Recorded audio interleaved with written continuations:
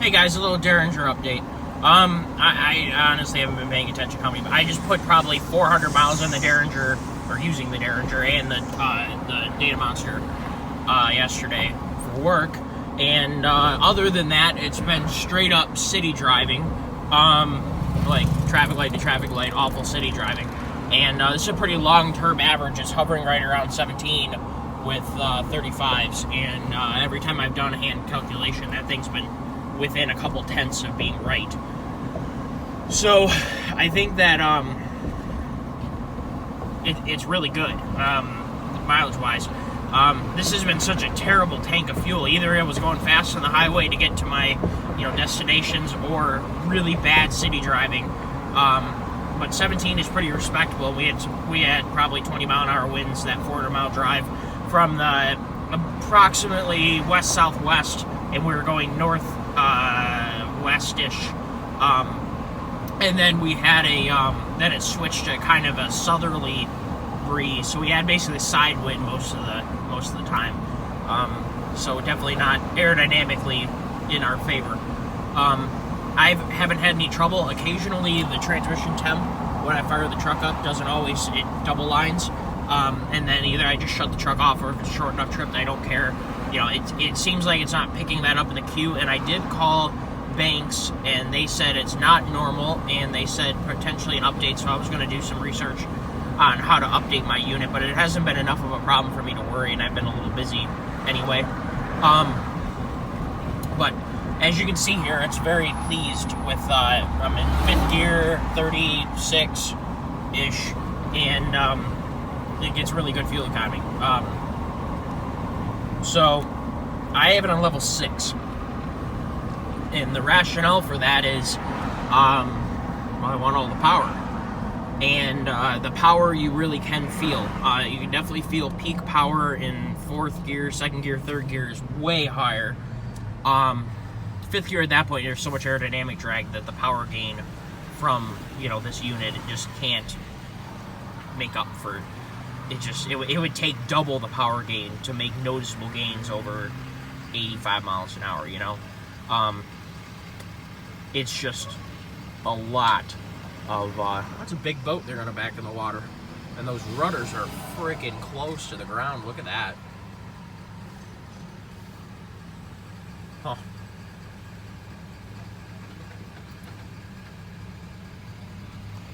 Doing quite the operation here. Oh well. So the biggest thing I think is the feel of the additional torque lower in the RPM band. Like right now, if I just kind of tip in a little bit, it's pretty responsive for being in 5th gear, and that was maybe quarter throttle, because if I would have actually put any more throttle in, it would have kicked a downshift. It's much easier to drive in the city, and it requires a whole lot less gas pedal to do the same job.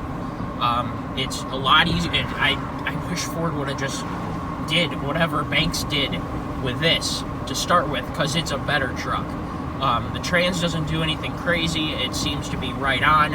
I have the slip, the bottom right hand, I know the light's going to be up there, the bottom right hand data point is transmission slip RPM, and I watch that because I'm curious if it ever does anything squirrely. And the only time there's any noticeable slip, several hundred RPM, is during a shift. And obviously a trans is going to slip during a shift. If it didn't, you'd be blowing the back tires off. So like a shift kit, you really feel the kick in the rear. Actually, no, I'm going to go up to farther up. So I really, so far, I probably got 700 miles or so on this total, and I'm really happy with it. And I highly recommend, if you're wanting something more than stock without taking your truck apart, this is it. Because you get the gauges, you get the performance, and if you don't want the performance, you hit the button down as you're driving and you take away the performance. So I'm very pleased with this entire thing. It was easy to install. I hope the traffic noise isn't too loud. Sorry guys, I got a call. I forgot to put airplane mode on. So I think that if this is something you want more power, you want to have gauges, and you just want to have better drivability in general, I really think that Banks has something here, and I think that it legitimizes non-deleted tuning. I wish you could get real tuning. I'm sure that kind of stuff is going to come. Real ECU tuning, because a couple things that I'd like to do is take the limiter off. I don't like having a limiter. If I ever had an emergency and needed to get to the hospital or something, I don't want to be stopped at 98 miles an hour. I'm not a big fan of that. I don't like traction control. I wish this truck had zero traction control because it doesn't need it. The driver is traction control, but you know, can't have everything. And I think the Banks, Derringer, and Data Monster setup, idash, I think fills a niche of people who bought a truck and they don't want it to be a project. I get that deleting isn't like, quote, a project, but I mean, I got this truck for the warranty, for the, if it breaks, I toss the keys to Ford and say have fun, so I can work on my own toys. Like right now I'm going to the shop to work on my 6.0, not Powerstroke, 6.0 Chevy, and probably work a little bit on an older engine that I'm building, and probably stripping some insulation off the inside of the Chevy's engine compartment to put up some new reflective heat insulation. So basically I like wrenching on my old stuff, and this truck makes it so I don't have to wrench on new stuff.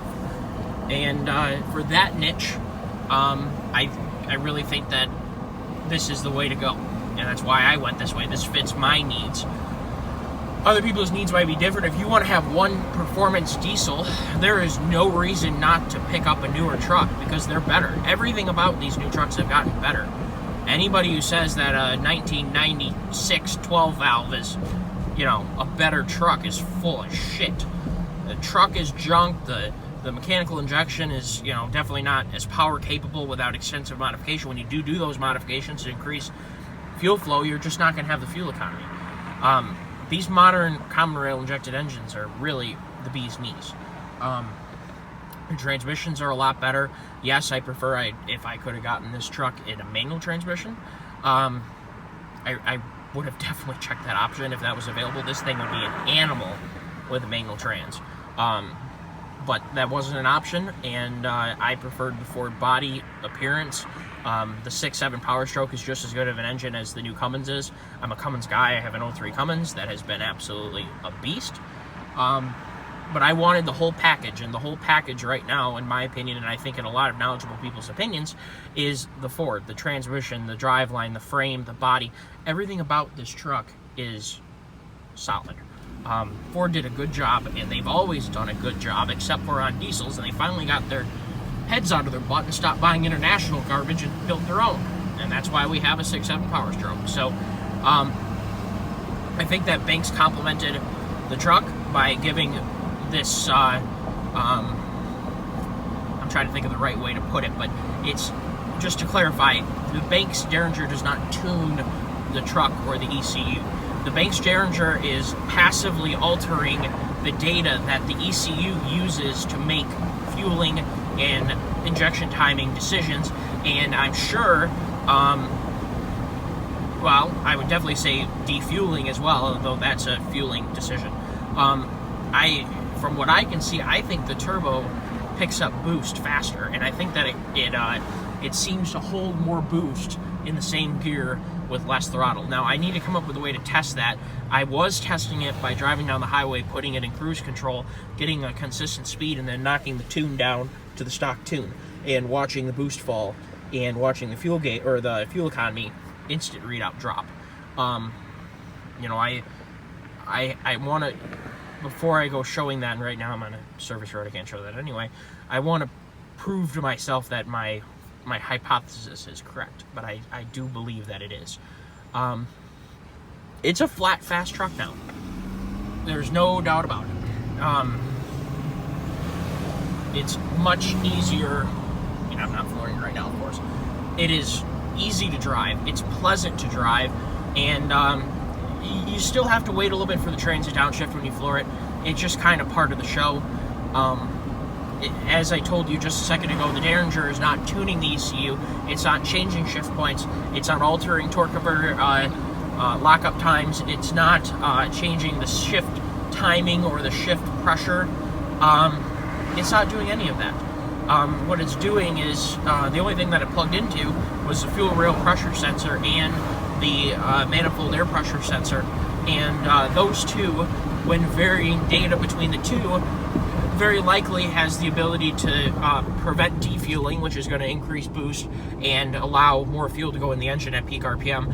And also, too, increasing the fuel rail pressure is going to allow the so the factory ECU, let's just say, just for conversation to make numbers easy, because they're not these numbers, they're a lot faster than this. Let's just say the ECU had, or commanded at, oopsies, that's very sudden.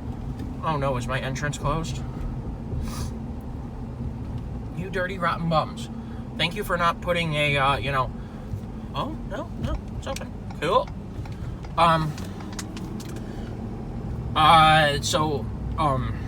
Let's just say for talking purposes, it was going to command 5 degrees before top dead center injection timing, and it was going to spray for 1 second. That's not nowhere near what it is. It's fractions of a second, but let's just say for talking purposes right this second. And as you can see, I just sped up to, freeway speed with very little effort. I don't think I went more than maybe 3/8 throttle at very most. I'm doing 60. It's really easy to drive this truck. Superbly easy. It is getting hot in here. I just rolled up the window. I'm going to turn on the AC really quick. Sorry, guys. AC. Alright. So let's just say it was going to do 5 degrees before top dead center. It was going to spray in the fuel load, and it was going to hold it for 1 second. You can't change it. That's in the tune. That's what the truck was going to do. And just to clarify one more time, that is not what the truck, that's not correct timing, that's not correct duration. I'm just putting out easy numbers for everybody to follow. If you falsify basically the fuel rail pressure, the truck is going to keep commanding more fuel rail pressure, and they can control that by how much they're falsifying the amount of red pressure. And the more pressure is in the fuel rail for that given second of opening, more fuel is going to go in. So they're passively tuning the engine, if you want. I don't think that this is the first time. I definitely don't think that this is new. People have been basically falsifying information on. Yes, I need to get fuel. On injection systems for a long time, either by putting in bigger injectors and not tuning the ECU for it, which can lead to drivability. There's a lot of backwards ways to increase performance on, especially gasoline engines, or like if you're running boost and you don't have an ECU, like an old ECU that's not capable of correcting for boost with a multi-bar map sensor. But that's not new falsifying data that the ECU is making decisions by. They're just applying it to this, and I think that it works very well. It's very seamless. I would say if I had any trouble with it, I have had no stumbles, no hard starts. Literally, you wouldn't even imagine that this truck has anything different done to it, except for when you step on it, it definitely makes a difference.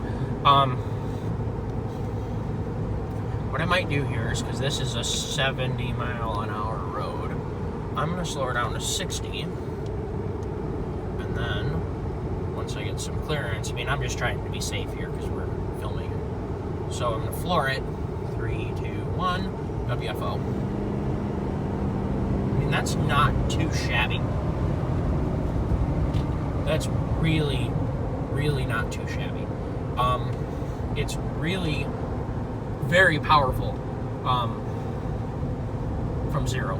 This thing flat out rockets. So maybe when we get in the middle of nowhere, we'll do like a 0 to 60, or potentially I have a friend with a big paddock for his farm. We might do a 0 to 90 something run. He's got a huge paddock that he puts hay to keep it dry and stuff. I don't know how he afforded to do that, but it's quite a distance. It's a little bumpy, so it couldn't be used as a drag strip or anything for, like, a real car. But for a pickup truck, you could do a a run on it on private property, not have to worry about. So basically, anytime I ever do anything that's, you know, speed related, I definitely went to his, you know, hay paddock. Him and I are good friends, and good friends do each other favors, so that's a plus. So yeah, it's very, very easy to drive this truck. I've had enough miles on it now where I think I have pretty good understanding of what's going to happen here, and I think the Derringer did everything that I wanted it to do. It really had more. I didn't really expect it to have this noticeable of a difference, but I'm really pleased that it did. So I think that their claims are right on. I think that they've backed up their claims with dyno numbers, and I think that their claims match my, you know, response. I haven't had any. Truck doesn't run hot. The air intake temp right now is actually the same as exterior at 77 degrees. So evidently the charge cooler is definitely not overtaxed. In cruise control mode and 6-gear converter lockup, the truck definitely doesn't.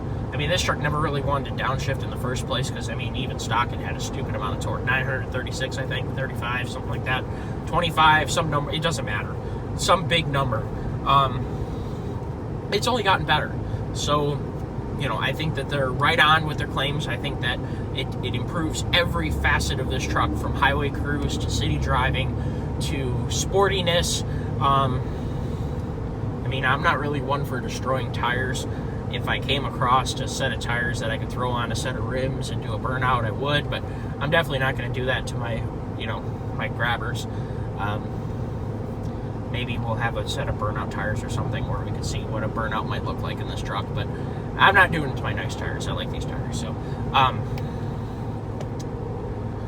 anyway, so yeah, I think that the video is probably gone on long enough. 12 minutes of hearing me rant, but I think that for some of you guys looking to buy this, it's a useful rant, because just like me, you wanted to see what it was really like. And I don't think a lot of people touched a whole lot on the different, when I watched certain videos when I was trying to decide to buy this, is it didn't really touch too much on the gains in the city. Everybody wanted to focus on going fast. And that's not what this is all about. If you want to go fast, you're probably better off deleting or tuning an older truck. I actually need to speed up. I need to be a jerk here because I wasn't planning ahead. Shame on me.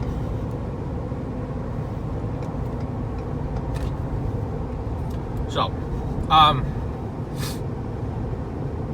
yeah. I'm trying to think about what else to say here. What could be a more positive, you know, information for someone looking to buy it. Sending it through the firewall was a bit of a hassle, but as soon as I did it, it was over. I didn't have to care about it anymore. I think this mount is pretty rock solid. I don't even see this thing wiggling. It's a fairly bumpy road. I think that this is a whole package that would work and is complementary to a solid truck. It definitely doesn't make the truck look like crap. I mean, the wires definitely have to come through there. You could probably drill a hole in that A-pillar, but I'm definitely not going to do that. I'm not that anal about wires, so if you are, then maybe you need to figure out something that works for you. I can hardly see them there. I'm 6'2", so, you know, my head is high enough that, I mean, I kind of have to look down there. I think it's great. I put my dad in it, and he's the most, you know, I guess, if he doesn't like something, he'll say it.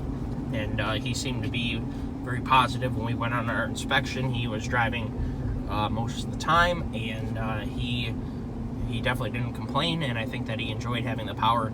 And like me, he enjoys driving a diesel that has a lot of torque, and we're both spoiled with my Cummins. And he seemed to be very complimentary. So I think that is definitely bodes well for the Derringer, because my dad would say it if he thought something was stupid. And he didn't, so it's good. Anyway, thank you all for tuning in and watching the video. We're going to keep talking about and doing things. We have a very fun trip coming up, my buddies and I, in late July, in which this truck will be towing. I'm sure we'll tow something between here and there. I mean, we were just towing something the other day. I didn't even think to make video about it, but it wasn't really that impressive. Just a stupid little yard trailer with probably 2,000 pounds of wood on it or something. Probably overloaded slightly, but that's okay. Anyway, thank you everyone for tuning in.